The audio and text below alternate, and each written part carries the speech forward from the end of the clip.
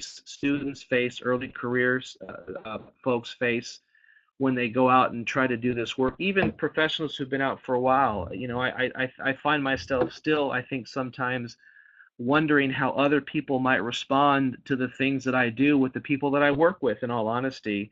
So I worry that we go out and practice in protecting ourselves first and foremost, rather than doing what's in the best interest of those that we're serving. And so I think why I think that's important is because I don't think we have to get rid of the ethics codes. I don't think we have to get rid of the DSM. I don't think we have to get rid of any of those underlying foundational principles that we use to help us in some ways guide the work that we do. I think there's a purpose for all those. The concern I have is that we are not interpreting those manuals, those guidelines, those codes, etc., with a cultural perspective in mind. So I'm not the biggest fan of the DSM, nor do I think it always has much utility, particularly in some of the work that I do. However, it's important. It's important as a foundational tool for our training of students and for some of the work that people end up doing when they graduate and they're out in the field. I think if people interpreted it from with a cultural lens at the outset, the way that they understand and make sense of the DSM and the ethics codes within the context of who they're working with and what they're trying to accomplish, it really changes how you begin to see it and how you begin to interpret it and make sense of it. What we don't do though is we tell students, these are the clinical and counseling foundations that you need, and then we're going to sprinkle some cultural stuff here and there throughout the process as add-ons or as an additions to, as opposed to those things being foundational. So I think we have to exhaust all our cultural explanations before we try and understand something outside of context and culture. And so I think that's critical as we think about how to move forward and really combat some of the issues and challenges that we face. I can't tell you how many times I talk to students and hear from students that they think they should be doing something for their client, but the agency in which they work at or their supervisor is vehemently against whatever it is that they think they should be doing that's in the best interest of their client. That's a challenge. That's a problem. That's a problem. And so systemically, we continue to run into some of those barriers and challenges. Even places that I think put themselves out there as ethnic serving institutions or agencies or community mental health centers. Sometimes they're not always even doing some of that work that needs to be done for the communities as well, and that's challenging and also sometimes I think very discouraging for some students. So there's a lot of systemic and contextual issues that I think really play into some of the challenges we face as we go out and do this work. The next slide I have is the personal is political. A few things here that I think are important, and I'll, everything we do is value laden. There is, from my perspective anyway, there is no such thing as a blank slate.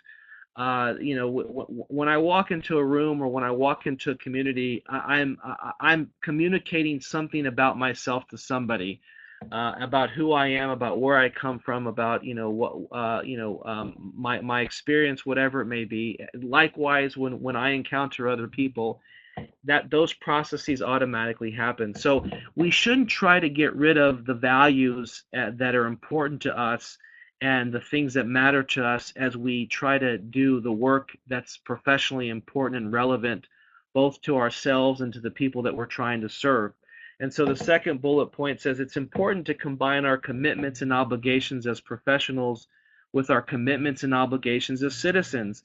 So for me, I feel like I don't want us to separate out ourselves from who we are as people from who we are as professionals. I think that overlap becomes very critical and very important for us in the work that we do, particularly when we're talking about working with devalued communities, LGBT communities, ethnocultural communities, etc., because I think those values really oftentimes can guide us in doing the work that might be most relevant and most healing for some of those communities.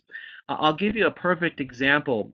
When I was president of the California Psychological Association, the APA approached the CPA and wanted us to sign on to an amicus brief regarding the legalizing same-sex marriage in the state, and demonstrating through the research and through publications that same-sex couples are raising their children in ways that are as effective as opposite sex couples, heterosexual couples. And I remember when I was president of CPA, for me it was a no-brainer, because I felt like we have an obligation. We have research and we have literature to support that same-sex couples are doing a good job and raising their kids and experiencing the same things that heterosexual couples experience, and that same-sex parents are not, their kids are not turning out to be,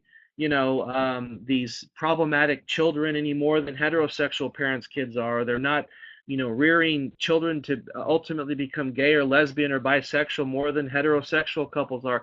And to me, that seemed like just the right thing to do. And I remember when I was president, I got so much pushback from some members of the association, because their response to me was, psychologists should not be involved in social issues. Psychologists should not be expressing opinions and perspectives about these issues.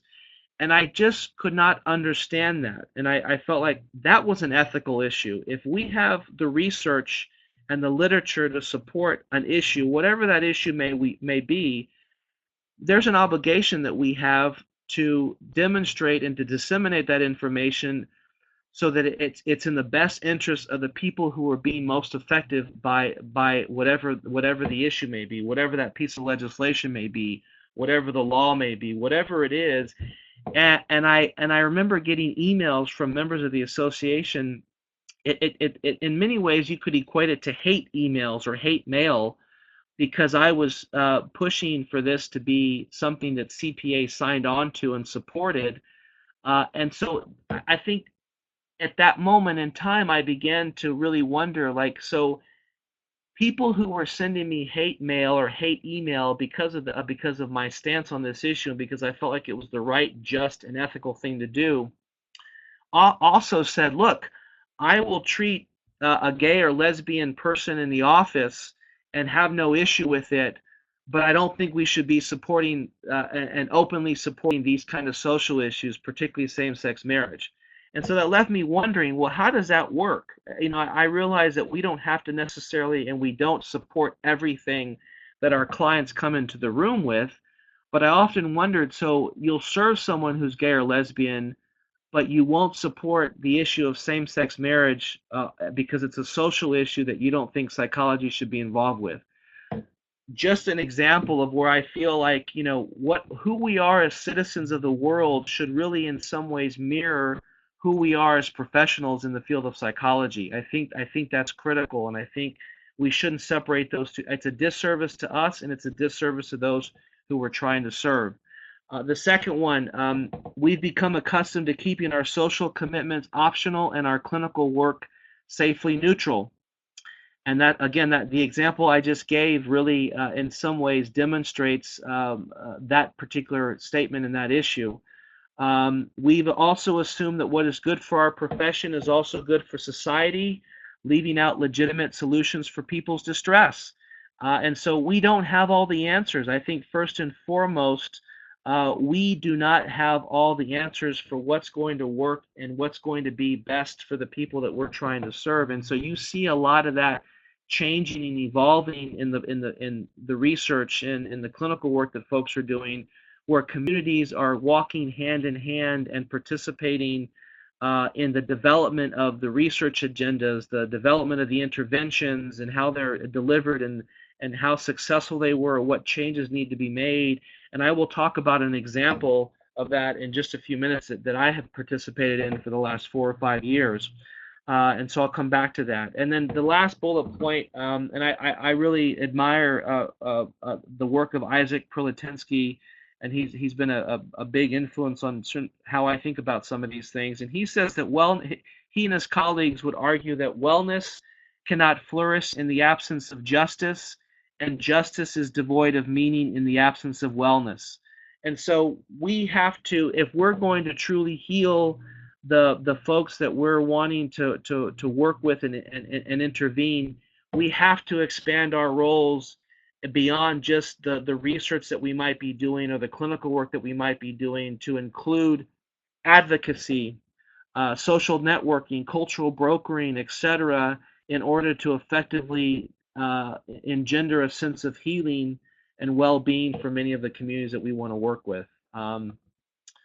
The next slide I have here is that critical providers. What does it mean for us to be critical psychologists, critical deliverers of services and researchers? It says that we have to understand mainstream psychology's limitations and use this understanding to develop new psychological epistemologies, methods of discovery, and applications that overcome traditional psychology's limitations. That's happening, and we will continue to do that, and we will continue to push for that. And I think you'll see some of those things occurring both in the literature and also in the work that people are doing clinically and therapeutically. Critical psychology for many represents a reformed discipline that understands and effectively deals with the complex social and cultural realities that influence the behavior and well-being of the country's changed demographics. So I feel like we need to be critical psychologists, critical thinkers around what we're trying to do, what we're trying to accomplish. What would a psychology look like if it was relevant to marginalized communities of all kinds? What would our role be in delivering that kind of psychology? And what kind of stakeholders and advocates do we need to be able to do that successfully? I think those are critical questions that we have to ask ourselves as we move forward. Analysis without action is meaningless. So I feel like it's, we can acknowledge a bunch of different things that are going on in society and with communities, but unless we're willing to begin to do something about it in some way or another, that analysis and that insight is all for naught. And so I think I want to always encourage folks that, hey, advocacy can even mean when someone makes a racist joke or a homophobic joke, to say something, to express your discontent with it, or to inquire more and understand why someone found that to be funny, or how that might impact negatively someone else. That's a form of advocacy. That's also really hard for people to always do. That's a challenge because I think in some ways it puts people in a position where they may or may not necessarily want to speak up around something. Or sometimes we may find ourselves even engaging in those kinds of commentaries and narratives at times. And so we have to even begin with ourselves and know what our own readiness is to affect change, and know what our own stance is and where we are coming from as we think about trying to impact other communities. Let me go to the next slide. So the next thing I want to talk about is I'd like for you, if you have a piece of paper in front of you, I'm going to show you 10 pictures of 10 families. And I just want you to identify for me what you think are the cultural and ethnic backgrounds of these families are. And so I'm not going to know exactly what everyone's going to say to these pictures, but I want you to take out a piece of paper or something and number 1 through 10. I'm just going to give you 1 or 2 seconds to really identify what you think is the cultural background of these families, and then at the end I'll go over what they are for you. Okay? So here's family number 1.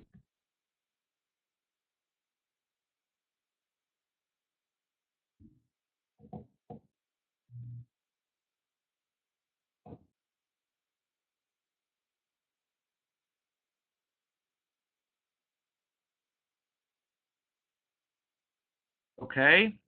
Here's family number 2.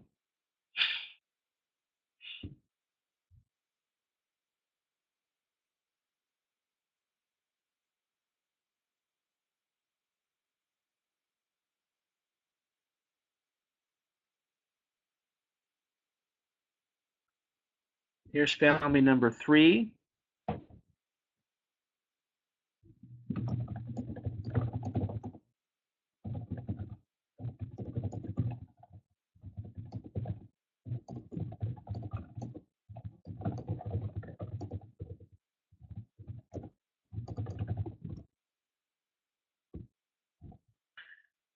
Here's family number 4.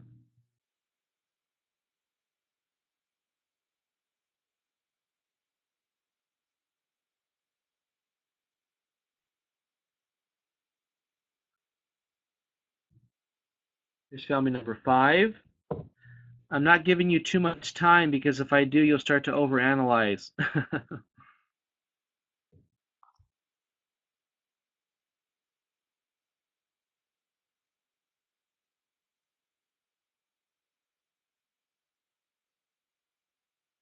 Here's family number 6.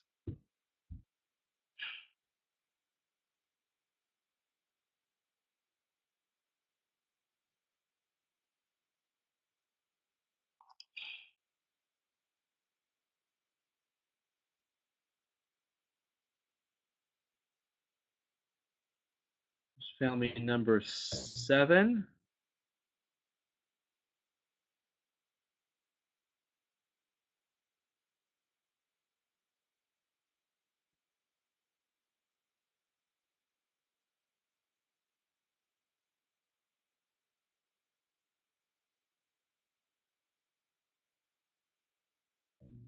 Number 8.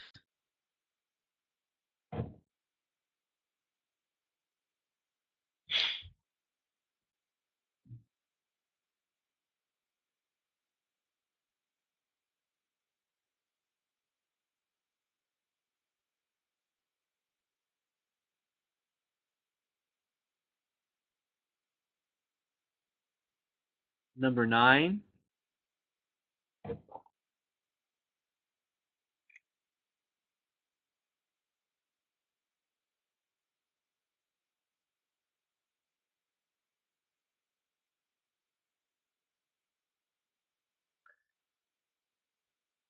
And number 10.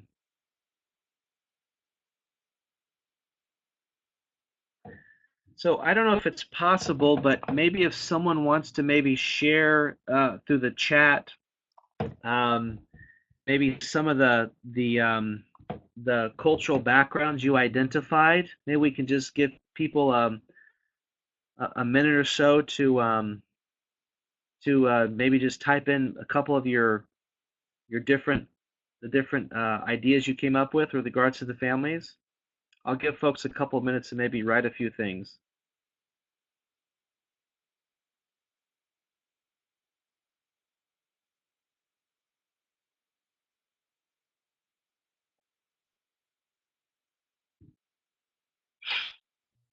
I see people typing. This is good.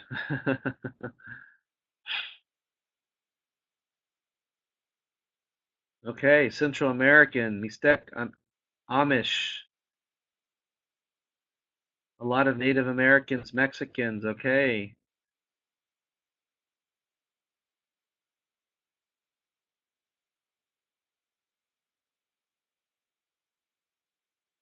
Russian or Eastern European. All right, Guatemalan, Belize. All right, cool, cool. Panamanian, Haitian, Brazilian, Pacific, Asian, Japanese, Chinese. Okay, okay, cool, cool. You know, I'm actually finding that when I do this, when it's just audio only, I get way more responses than when I'm actually doing it in the room with where people are actually looking at each other. This is great. Mennonite, Korean, Indigenous from South America, U.S. Midwest, Jennifer Williams. This is hard.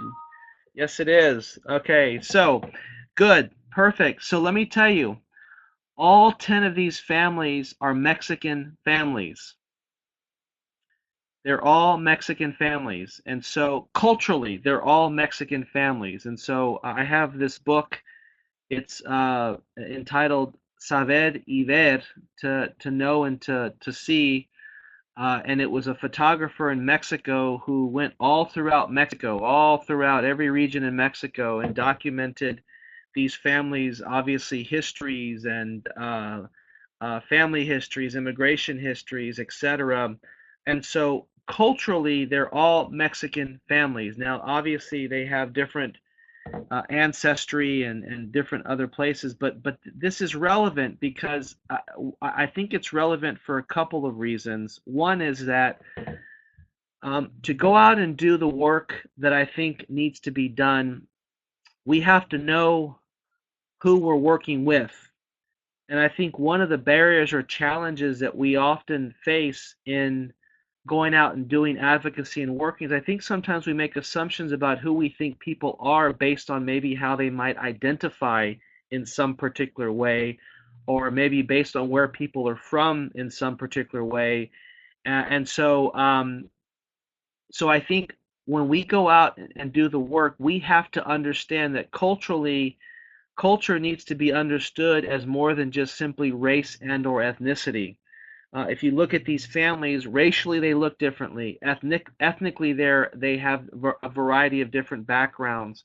Culturally, though, they all have this intervening and intertwining cultural experience and lived experience of being Mexican.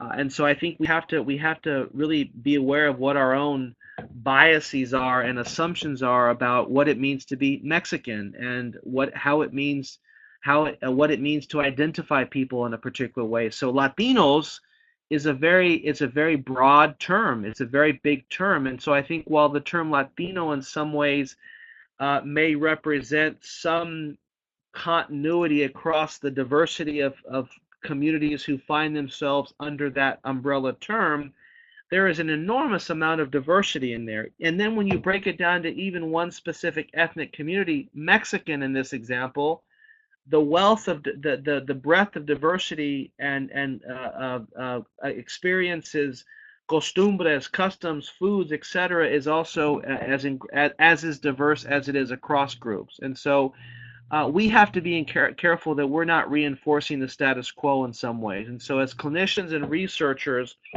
we have the capacity of unwittingly promoting the status quo through misguided and intrusive interventions that can be perceived as condescending to a community. Thus, we need to empower ourselves through increasing our own awareness of our own culture and those of others, as well as learning and collaborating with multi-ethnic communities and providing appropriate mental health services to promote growth.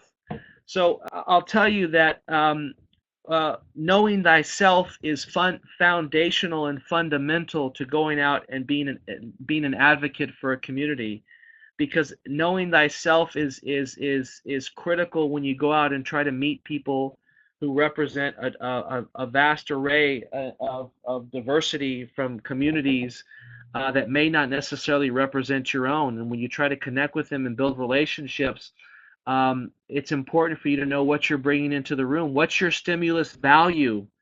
How do you as an individual come across to other people? How might people interpret who you are in some ways? Because that stimulus value is incredibly impactful and important when you go out and try to serve other people. That says a lot about what people will tell you or what they won't tell you, how they will connect with you or how they will not connect with you.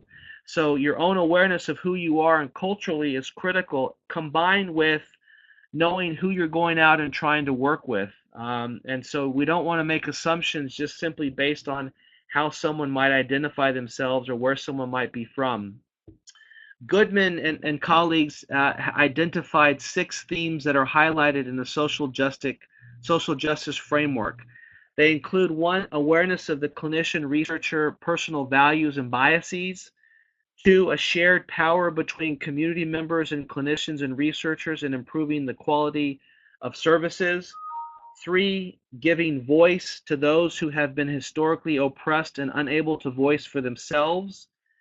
4, awareness of the impact of systemic structures. 5, strength building. 5 is, I think, critical because one of the things I always talk about, and particularly with my students as they're going out and doing this work, is I say, look, no matter where someone comes from or who somebody is, if you cannot identify their already existing strengths and resources, you're doing them a disservice, and you're not serving them in the best way that you possibly can. I don't care if it's someone who lives in a box on the street or someone who comes from a community with a lot of resources or has immigrated from a place where they had a lot of resources. We need to be able to identify what a community's and individuals' strengths are as foundational to creating the kind of change that needs to be done. And then finally, collaborating with members to equip them with necessary tools to encourage continued individual and community growth. And so I think those are nice. It's a nice framework for us to keep in mind as we do some of this stuff. Ethical considerations and community action. So Clark identified ethical considerations for research, including the awareness of conflicting values and ethical codes amongst ethnic groups. And this gets back to my earlier point in when I started talking today with regards to our interpretation of the ethics code. And so again, I'll reiterate what I said a second ago, and that is that the ethics codes have evolved. We need to also evolve in how we interpret those ethics codes and keep them and how we implement them within the context of who we're working with. So this idea of ethical considerations and community action, it looks differently. So how we implement the ethics codes may and how we make sense of them, there may be some variety and variation in that process depending on the community in which we may find ourselves. So for example, I'll give you an example. For me, this was years ago. I was working in a community of Latino individuals, and one of the things that came up was that there was an individual who needed to be seen and wanted to come in and talk with me, but didn't want to come into my office. And he didn't necessarily say that, and didn't necessarily say, I'm not going to your office, but there was just this underlying hesitation and reservation around coming to the office. And so I said, well, let's get together. Why don't we go grab lunch together?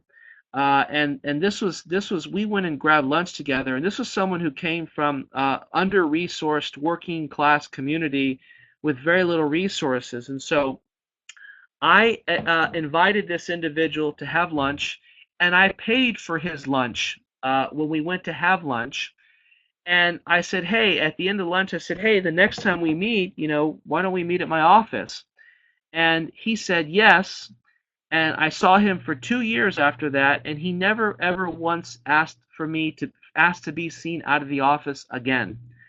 And so at that time, I was supposedly in a place that was very community oriented and community minded, and yet many of my colleagues in that system were freaking out because I actually did what I did, and I felt like it was in the best interest of that individual to be able to try to serve and to try to help that individual.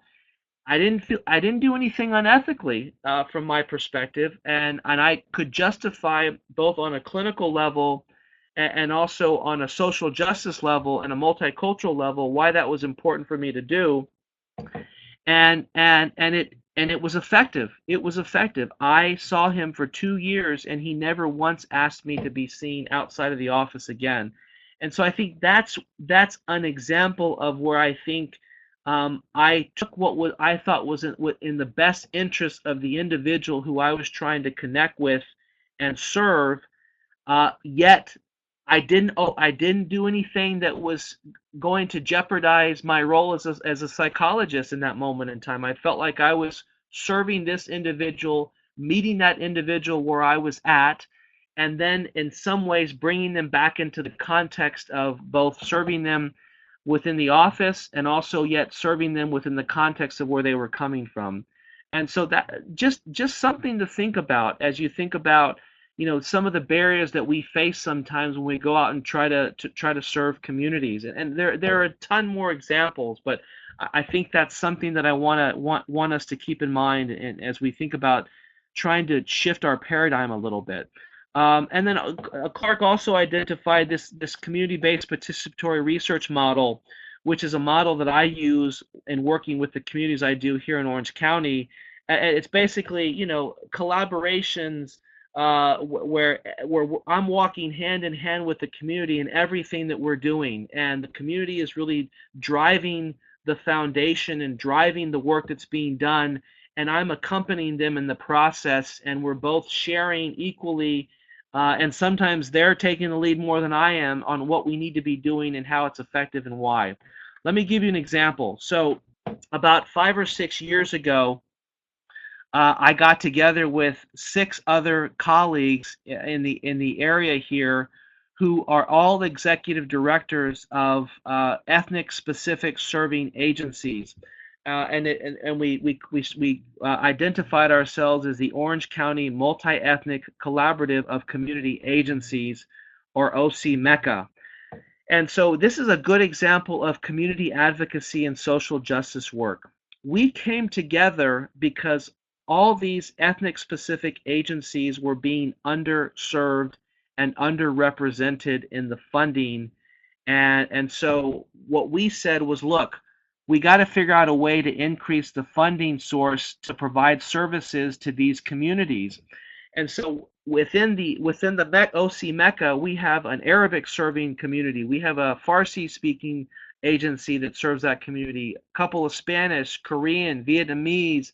So we have these wide variety of communities that have come together under one umbrella to try to find ways to disseminate more culture specific and culturally congruent services to these agencies. And as a result of that, over the past several years, we've been able to secure some grant funding to implement a senior socialization program, which is geared towards targeting older adults in all of these communities, but in ways that are culturally and linguistically specific and tailored to their individual community needs.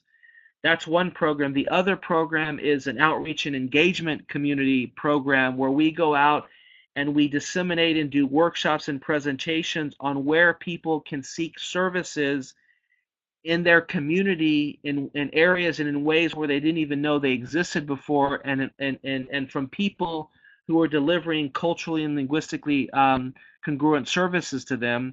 And then another program that we run is a Stigma Arts program where we run every summer we run a program where we have an art instructor that is from each of these communities, who speaks the language, who culturally represents them, comes in and teaches them a program on how to express and draw feelings and emotions through the use of artistic expression. And once we have them do that, we then display their artwork and we invite the public. We have a family festival where we invite the public to come and view the artwork from individuals from these communities after they have learned how to express emotions and feelings in a way that's culturally congruent for them. And we call it drawing out stigma because many of the individuals who participate in the program either have some kind of mental health diagnosis, or are a family member of someone who has a mental illness of some kind. And so these are people who are in the communities who are experiencing these feelings and these different kinds of emotions, and we're trying to give them an outlet on how to better express themselves in a way that's culturally more consistent with who they are. This program has been incredibly successful with the communities, and we're beginning to expand what we do. So we're going to have dance, we're going to have spoken word and hip hop poetry and other kinds of things that we're going to include in future years in our Stigma Arts program from each of these community perspectives. We've invited other agencies to come and join us. We have a Chinese specific serving agency that's coming, and we have a Southeast Asian Indian community who's coming. So we're expanding our network, and we're coming together as communities to really deliver services and to advocate. The most important thing is we're doing is that we are advocating for these communities at places, and we're sitting at the table where they're not represented, but they need to be represented. And so that's one of the most, I think, powerful things that we've been able to do.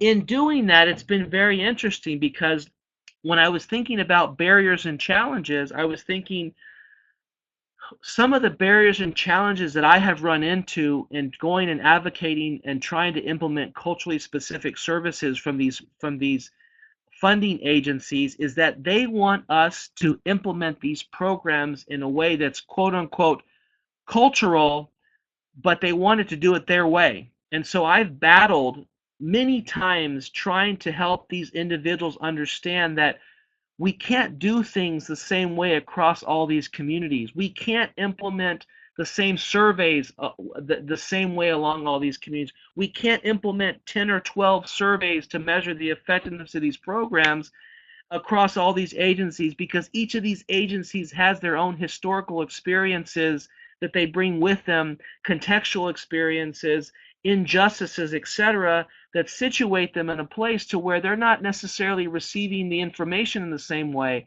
And so one of the barriers that I have faced is that I've had to really try and fight to help these funding sources understand that we have to be very careful and mindful about how we're going about intervening and what that looks like, and that it needs to be culturally tailored across each of these communities in different ways. And that's been a great challenge. And so we end up having to compromise oftentimes, but we don't do anything that we feel is culturally inconsistent or culturally oppressive or disrespectful. And that's just a value issue that the minute that I have to start to do that is the minute that I'm going to stop doing what I'm doing at that moment in time. So that community-based example is an example. Here are some things that we learned from those agencies when we tried to disseminate some of the surveys that we were asked to disseminate. And some of the agencies said that the questions were not culturally sensitive; they were too personal. There were some questions asking about their intimacy and sex life, and for some communities that's just, you don't talk about those things. They preferred shorter surveys. They wanted more open-ended questions. They wanted to qualitatively express what was important for them. They preferred, choosing between percentages as opposed to doing the Likert type scales.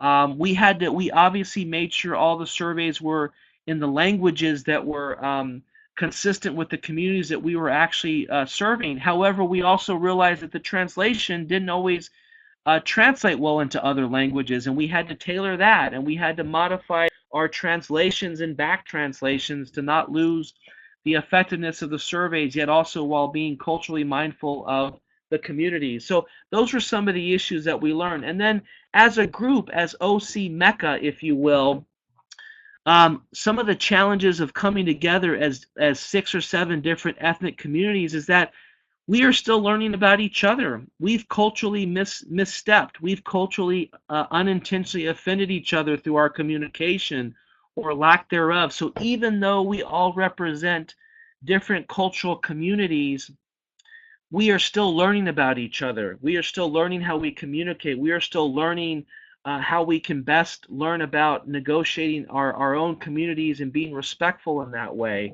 And so one of the things that one of our oversights when we first came together is that we made an assumption that because we were all from disenfranchised, marginalized communities, that we all got it, that we all were coming from the same place, and that wasn't true.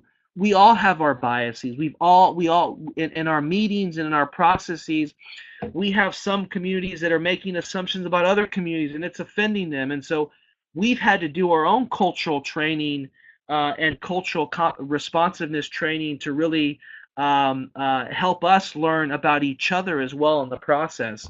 And then, of course, I mentioned the challenges with the funding sources. And then, most importantly, we are continuing to learn about what does healing mean from a culture-specific perspective. What does each community believe are the sources of some of the challenges that they experience? What do they also believe are the means to restore healing and effective ways to do that? And that's where that cultural explanatory models comes in. And we continue to advocate for these communities and seek funding and other kinds of resources as well. So as you think about going out and being critical, socially conscious and critical providers, there are three prerequisites that you should keep in mind.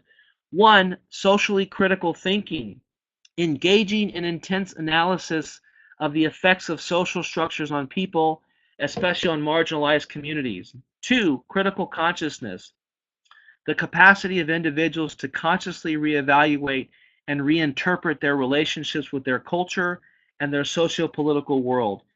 You're going to always be working. I work today as hard as I ever have to be conscious, to know my limitations, to know my biases, and to learn about other people. I'm working as hard as anybody else. I did not come out of the womb culturally responsive. I have had to work as hard as anybody else has. I'm Mexican American, but I am working as hard as anybody else is. And the third bullet point, recognition of the continuum of oppressive to anti-oppressive thinking. One's own understanding of biases, from consistent hostility towards others of different groups to principled, socially just advocacy. So those are things that I think are important to keep in mind. I know I'm running out of time, so let me just I just have two more slides, and I'll stop and open it up to questions. Aspirations. So what should we aspire to, and what should we demand of ourselves? That we're self-reflective and self-critical, that we see the value in social interdependence. We are dependent upon and indebted to one another, all of us. And so the sooner that we can recognize that, the sooner that we recognize ourselves and other people, whether it's the person who lives on the box at the street, your professor, your colleague, whomever it is, we should always see ourselves and other people. When we do that, we are less likely to do something that's offensive, that's disrespectful, and that doesn't take into consideration those who we're working with and collaborating with. And it also means that we're compassionate. We're humble. We walk with humility. We have a commitment to social justice. Our commitment and obligations as citizens should also reflect our commitments and obligations as professionals. And we oppose dogma, oppression, manipulation, control. We maintain a systems perspective, and we have a duty to question the status quo, to examine the morality of power, and to work to make society more just and equitable. And finally, there's this ancient Mayan greeting, and it's called In Lakech Alakin. I am you, and you are me. And so I'm going to read it to you in English. You are my other me. If I do harm to you, I do harm to myself. If I love and respect you, I love and respect myself. And so as I come to a close, I think when you think about the work that needs to be done for the people who you're serving, start with that human connection. Start with seeing yourselves as connected to the people that you're working with, and shift and expand the paradigm by which you're trying to operate and work with them in, and you will find yourself doing things that some other people may question at times, but may be the exact thing that you need to do for that person to begin to restore a sense of healing, or for that community. So with that, I'll stop and I'll take a few questions. I don't know, James, how this quite works, but if there's a few questions or so, or comments, I'm happy to take some of those. And I hope you found it helpful. I know it was quick. I was trying to cram in a lot of information, but hopefully you found it helpful. Thank you. If a couple of the people attending have any quick comments or questions, feel free to type them in the comment box, and then Dr. Gallardo, you can answer them. Okay, great.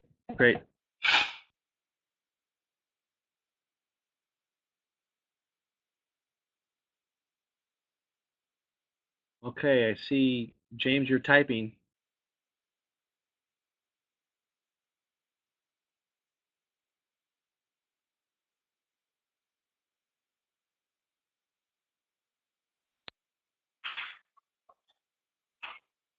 Any questions? That was by mistake. Oh, I see Jennifer Williams is typing. Let's see what Jennifer has to say. Gotcha.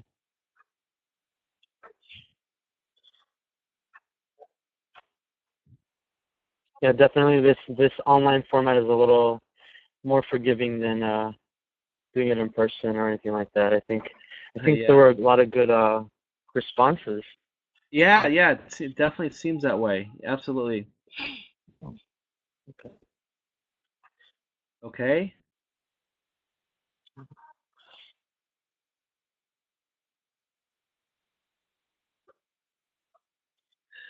Well, in terms of intersection of multiple minority identity statuses, talk about a barrier.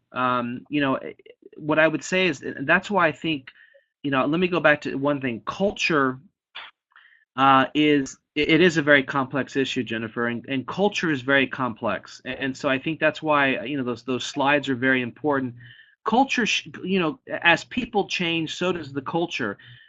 Culture is really a manifestation of people's lived experiences. It's part of what people gain along the way of living their life and of being immersed in a particular community. And why that's important is because I think when I think of like a gay Latino working class undocumented individual, there are four main different salient identities that I could identify there, and maybe more for that individual. And so I think when we think about working with individuals who have multiple social identities, I feel like we have to be mindful of thinking about that those identities, the salience of those identities are going to shift for the individual, and some are going to be more relevant at some points in time than the other. But I think also, by somehow trying to integrate those as much as the individual has done that for themselves, or work with them in trying to see how those multiple social identities are impacting whatever it is that they may be experiencing or moving through, can be incredibly effective. But here's the challenge. The challenge is that where do I refer if I need to refer someone who is needing more services, or trying to work with someone who identifies with just those four salient identities: gay, Latino, under working class, and undocumented. I have very few places to actually refer them to. In fact, I can't think of hardly any to refer people to. And so one of the challenges is it's the barrier in trying to find other services for people. So when I started today, I said that we have to expand our role. So what I end up doing in situations like that is identifying and seeking out resources for those individuals. There's a lot of people when I talk about that, and when others talk about that, people say, well, that's what social workers do. That's a social worker's job. And I say, it's not. It's not a social worker's job. It's what we need to do for the people that we're working with. So if you're going to see it as just what social workers do, you're limiting your capacity to help the people that you're working with. And so I think I expand my role. I make phone calls for people. I talk to other providers. I've even gone places with people to try to help them communicate with some of the systems they're trying to communicate with. I will look and seek out resources. I will try to really advocate for them and be a cultural broker for them as much as I possibly can. Now, obviously, I also have a privilege because I can do that. I have the capacity to do that. So that privileges me to be able to advocate and to do some of those things for them. But not I know not everyone can do that. But I think when we think about working with folks with multiple social identities, we don't want to make an assumption that any one identity is more salient or relevant than the other unless the individual has identified as such. And we also want to make sure that we recognize that those identities will shift and be salient in some context more than others. And I mean, I know it's a big issue, but I think off the top of my head, those are a few thoughts. Hopefully that's helpful. I saw a few other questions. Caitlin asked the question about looking to raise their own awareness. When I think about people raising their own awareness, I think that one of the things that I would encourage people to do is to immerse yourself in communities that you are unfamiliar with, or that you think you might have strong assumptions about or biases about. When you look at a lot of the literature today, particularly in the training and education of students, immersion experiences are at the top of the list in many ways. And you don't have to travel abroad or across the country or, internationally to immerse yourself. Oftentimes, there are communities and places 15, 20 minutes from where you live, 5, 10 minutes from where you live, that you probably haven't even been to or haven't even spent time in. And so I would encourage you to immerse yourself in different communities in very genuine and authentic ways. I don't want you to be voyeuristic. If you go into a community and you're a voyeur and you leave, you may actually come with more reinforced stereotypes and biases. So when you go into a community, talk to people, engage with people, learn, put yourself in positions where you feel uneasy, uncomfortable with yourself, and that is a great way to begin to learn about some of what your own limitations and biases are with regards to working with other communities. And so I think hopefully that's helpful. Some of the questions are going up, and I'm not. Let's see. Oh, here we go. Here we go. Let's see. Jackie, do you think advocating for more culturally sensitive street will get easier as mental health becomes more integrated? I hope so. I hope so. I mean, I think, it's like with anything else, unless we're intentional about the cultural issues, we still run the risk of them being secondary. And so I hope that there have been changes. There certainly have been changes. When you look at the health disparities literature, over the past 2 decades, reducing health disparities has been the buzzword on everyone's agenda. And when you look at the actual literature as to how much we have actually reduced health disparities, particularly for underserved communities, it's been very little. And one of the main areas that continues to be at the top of the list of why we continue to have trouble reducing health disparities is that there still seems to be a miscommunication and misunderstanding between provider and the individual going and seeking services. And so it depends on who's providing those services, who's in charge of integrating those mental health systems and health systems in general. That will determine oftentimes what the mentality is and perspective is around advocating for culturally responsive services. I hope it continues to change, and I think it will. I think that's important. So let's see. Um, Trying to go down. I really like what you said about must needed. Okay, that's a comment. Thank you. I appreciate that. Gary, our program emphasizes good, very cool, nice, awesome, awesome, good. I love it. Nice. So yeah, I think that's good. Yeah, these are great questions. I appreciate the questions and appreciate the comments. And my email address is on the last slide here. And feel free to contact me at any point in time, and I'm happy to respond and get back to anybody if I can be helpful in answering any questions. All right, Thank you. we're I appreciate it. nearing. I'm We're glad you already found it done helpful. with this. Thank you. Yeah, thank you, Dr. Gallardo. I want to thank you for the inspiring discussion today. I also want to thank you for your time and your commitment to advocating for devalued communities. I hope that a lot of our members also find it very helpful and inspiring. And thank you. I thank you all for attending this webinar as well. But Dr. Gallardo, thanks. I think you've influenced me a little bit about my perspective on working with these communities. Great. Thanks, James. Thank you for that. Yeah.